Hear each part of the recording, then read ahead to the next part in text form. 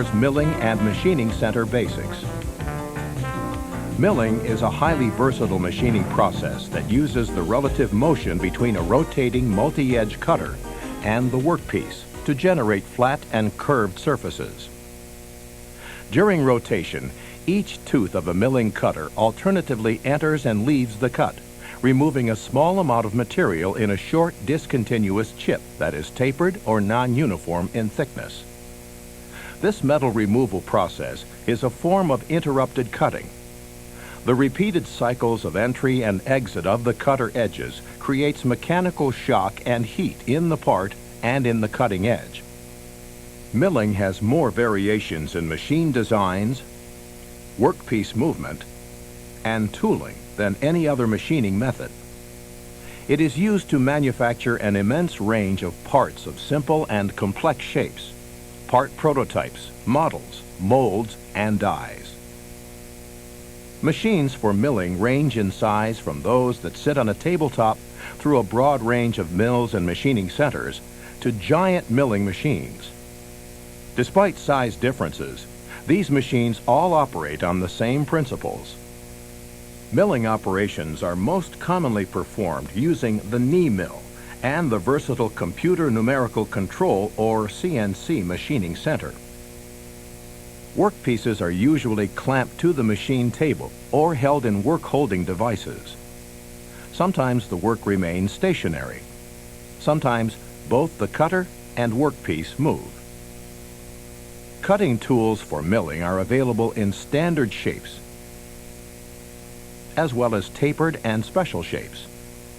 The capabilities of a milling machine or machining center are measured by motor horsepower, maximum spindle speed, spindle taper size, which determines the size of tool holder and tool, work table size, and the amount of travel.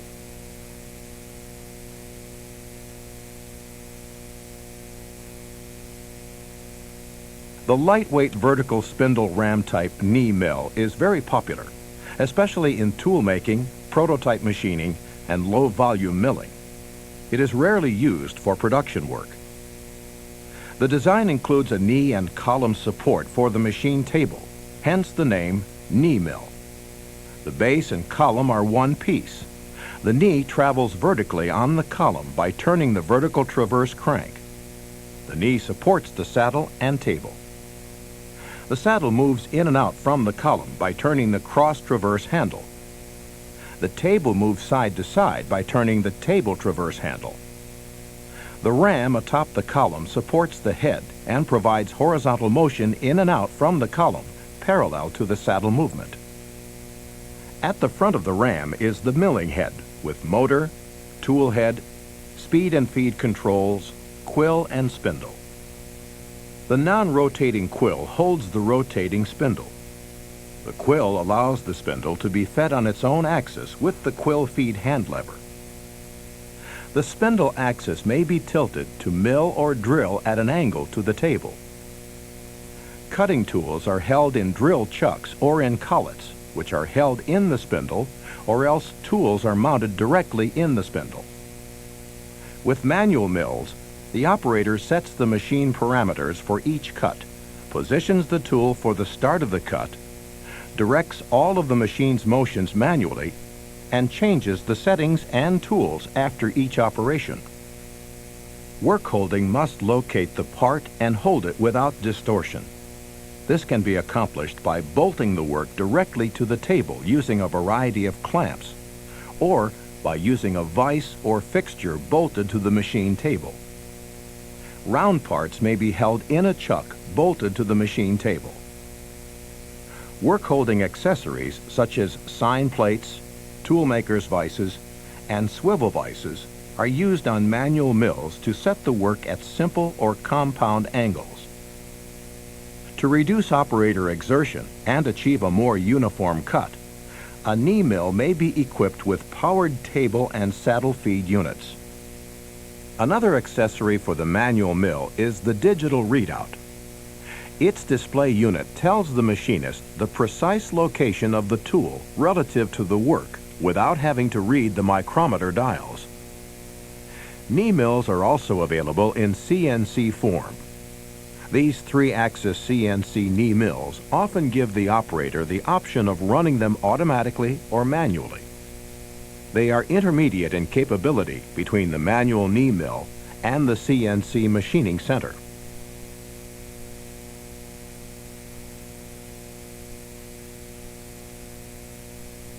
Under NC, or numerical control, instructions for machining are in the form of a coded part program. The machine's CNC translates this program into signals that govern the machine tool's axis motors to activate motions needed to machine the part. CNC milling has numerous advantages over manual milling. First, a single CNC machine may replace multiple setups on manual mills, accomplishing numerous operations without moving the work from one machine to another. CNC machines can also cut 3 or 4 times faster than manual mills. They do not have to make the stops that a machine operator must make to change tools and check work. CNC machines work with great consistency and repeatability, with no operator-induced variation. The same machine motions are repeated part after part. Finally, CNC programs can be developed and verified graphically to ensure that tool paths are correct before metal cutting begins. Because of this productivity and flexibility, machining centers are the primary machines for milling and hole-making operations on non-round or prismatic workpieces. The tool changer defines the machining center's ability to perform a variety of cutting operations automatically. There are many tool changer designs. All move tools within seconds from storage to the spindle. Most machining centers have 20 to 40 tools in storage. Tool storage arrangements with over 200 tools are also possible.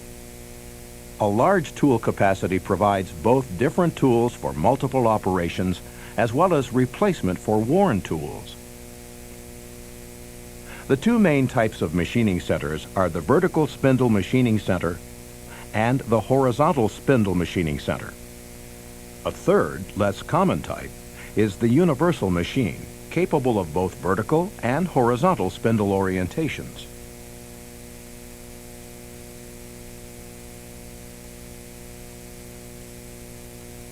Vertical machining centers, or VMCs, have the spindle oriented in the vertical direction and thus bear some resemblance to the ram-type milling machine. Verticals may be preferred over horizontal machining centers when work is done primarily on a single workface. When a rotary table or indexer is added to the VMC machine table, more than a single side of a workpiece or a multiple part setup can be machined without operator intervention. Rotary devices either index the part to present a new work surface to the spindle, or they rotate it slowly under full CNC control while it is machined. VMCs with such a device have 4 axes of motion. There are the 3 linear axes, the x-axis, which defines the table's motion side to side, the y-axis, which defines the table's motion in and out, and the z-axis, which defines the head movement up and down the column. The 4th rotary axis is designated the b-axis.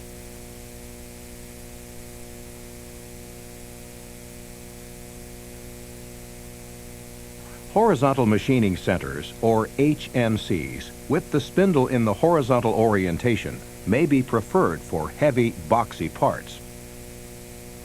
Chips fall out of the way better on a horizontal machine, and more work holding and automation options may be possible than on a vertical machine. Horizontal machining centers come in a variety of designs for machine motions. In its most common arrangement, the HMC's table movement side to side is designated the x-axis. Its movement in and out, its z-axis, and the head movement up and down the column, its y-axis. The HMC table typically rotates to expose 4 sides of the workpiece or fixture to the tools.